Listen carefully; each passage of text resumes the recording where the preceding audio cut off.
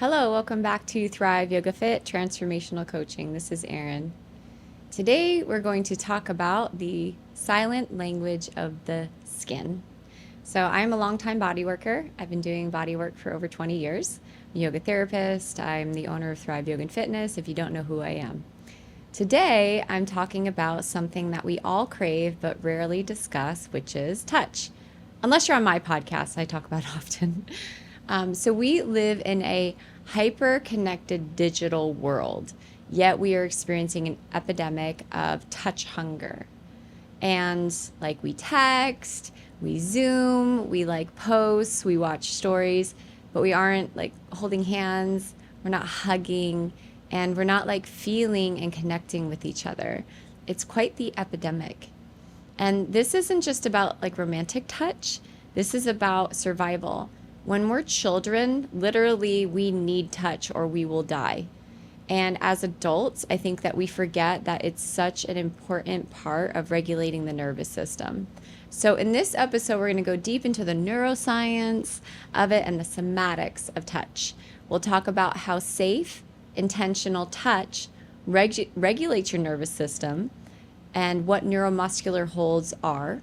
I've talked about them before, neurovascular holds, and why they release trauma stored in the tissues, and why we desperately need to normalize platonic touch. Touching our friends, our community, without it being sexual or weird.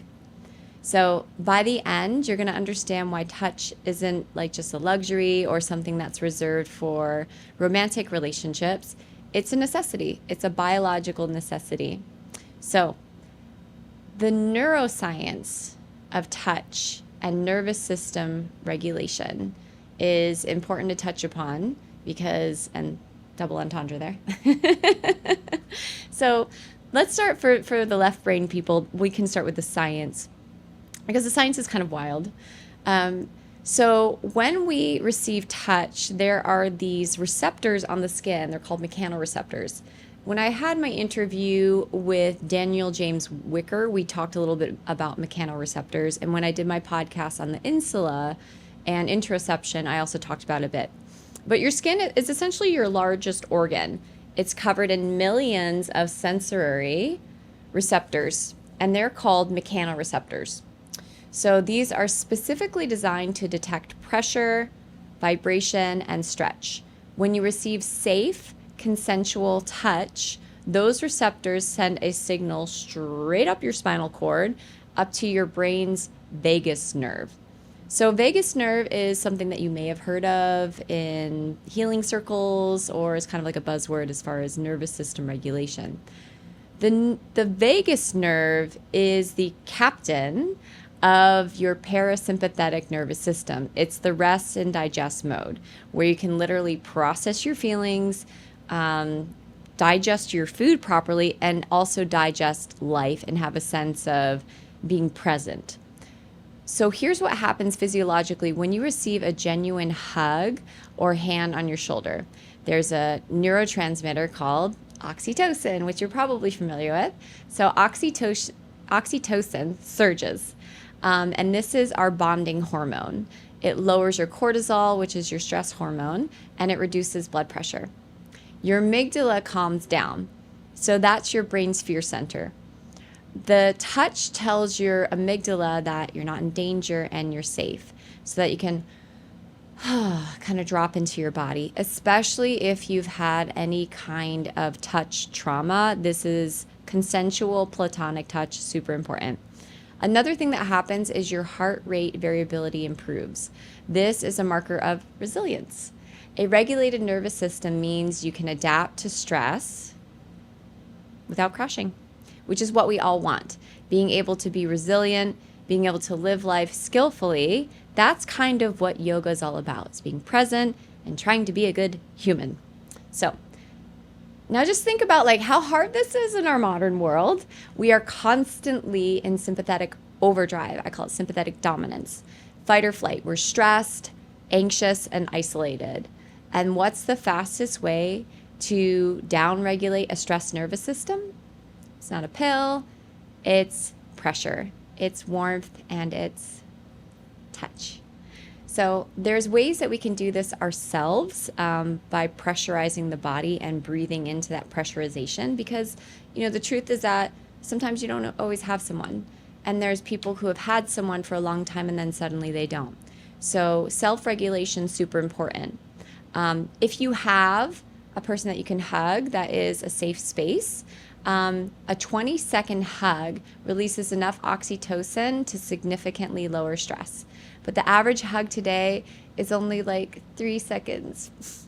So we're rushing through the very thing that could heal us. So it's very common with my friends that I will like hug them until it's slightly awkward. And we both have this sort of understanding that we're healing together. It's very beautiful.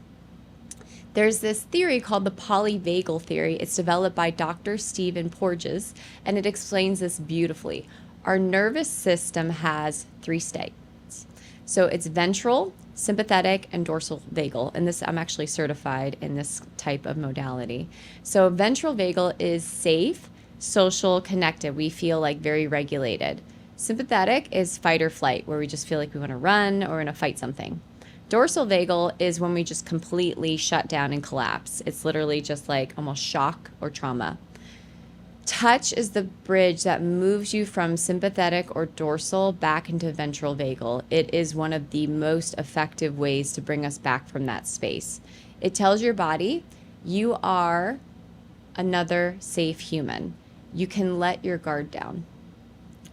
Without touch, we live in a state of low-grade threat. Like literally everyone's looking out into the world with fear and like, am I going to be loved? Am I going to be abandoned? Am I actually like physically safe, depending on what kind of interactions we've had growing up? So with this, our shoulders are stuck up, our hips are tight, we're bracing for impact and we're barely breathing. And we don't even realize it. So that's where neuromuscular holds come in. This is something that I teach in my coaching course, which, by the way, is October 15th to the 22nd, and I have a couple spaces left. If you're interested, email me, Erin at erincoach.com. You can go to thriveyogafit.com or erincoach.com. Neuromuscular holds is something that it's advanced in a way because it's so effective, but in another way, it's just super simple. Like anyone can do these holds. So this is a term from body work and trauma therapy. It refers to applying sustained and gentle pressure to different parts of our body. There's different muscle groups, including the psoas, which I specialize in psoas work. When you have sustained pressure on the iliopsoas, this muscle that is a psychodynamic muscle, and it connects to the diaphragm, and it has everything to do with how we breathe and our trauma response, our fight or flight. If we can hold this area for anywhere between 90 seconds to 3 minutes, then we'll find that our nervous system starts to calm. We start to feel like we can drop into our body and it's safe. We can do this with different parts of the body. The heart, I like to cup the back of the cranium as well as cup the forehead. So we're working with the frontal lobe and the occiput. And when you hold these two parts together, it's like Shiva and Shakti coming together, masculine, feminine. But trauma isn't just in your mind. In the book by Dr. Bessel van Kolk, there's this book, and you probably heard of it, The Body Keeps the Score. When we experience stress or trauma, our muscles contract and protect us. We brace, we tighten. Our breath becomes shortened. Literally, our vision becomes narrow. Our eardrums tighten, so you can only hear certain things. You can only see certain things. And if that stress isn't resolved, the muscle forgets how to let go. It stays stuck, contracted, and we call this muscle armoring or hypertonic tonality to the muscle. A neuromuscular hold works like this. You apply firm but not painful pressure to a contracted muscle. So let's say we're working on the heart. So place both hands on the heart. So this is firm, but it's not painful. And I'm going to breathe and hold it. So for the first 30 seconds, depending on how you've been treated, what you've experienced, your muscle might get a little bit more contracted. But as you continue breathing against the pressure, especially in the chest, you can definitely do this. What happens is like there's a response in your body. Again, the amygdala calms down, oxytocin is released, and your body says, I am not in danger, I can release. This is also a part of myosomatic work. I talked about that with Daniel James Wicker on one prior podcast. So when this happens, the muscle literally lengthens. And with that release often comes emotional release, tears, sighs, shaking. I've had people like have a temporary like euphoria or full body orgasm when I've worked on them, and it's completely non-sexual. I just want to make that very, very clear. It is a contract and release. I've also had people that experience God for the first time, go from numb to like feeling everything. It can be quite intense. So somatic therapies are powerful. You can talk about childhood for 10 to 20 years in therapy, and these people come to me, but until you release the muscles that have been clenched since you were 5 years old, you're not going to feel like you're fully healed. It's just not going to feel right in your body. And that's a big reason why I'm hugely into somatics, obviously yoga, martial arts. I'm a movement artist as well as a yoga therapist and life coach. I help people access parts of themselves that are stuck. Specifically, the psoas is your fight or flight muscle. It connects to your spine and to your legs. So it literally connects the above to the below. When you're scared, it contracts and tries to curl you into fetal position. For many people, their psoas is chronically tight. They have back issues, they have neck issues, and they feel a constant low level of anxiety. A neuromuscular hold on the psoas done by a trained practitioner or even a trusted friend can trigger a profound release. People often experience a wave of warmth or suddenly feel safe for the first time in years. Like, to be present in your body after you've been disassociated for decades is truly a godlike experience. You step into presence. You see life with less distortion. So here's the key, though. This isn't about force. It's an invitation. You don't push through the pain. You hold the edge of sensation and breathe into it, similar to the polarities of Tantra. You hold the container. The breath is a delivery system of prana. Prana is your life force energy. So you breathe this life force energy into the body and into the tightness, and then you exhale out the tension. This is where touch becomes medicine. It's not just like feel good, fluffy stuff. It's reparative. It's rewiring your nervous system at the deepest level. So it's super important. Like, we need touch. And if you can't get touch from a trusted friend, being able to have ways where you can pull into yourself, pressurize, and breathe. I have a story on one of my podcasts where I did a 10-day silent retreat. I was so used to getting hugs and touch from other people, and I had to learn how to do it myself. I cried a lot, but it made me much more resourceful within myself and resilient. So here's where things get uncomfortable for a lot of people in this realm.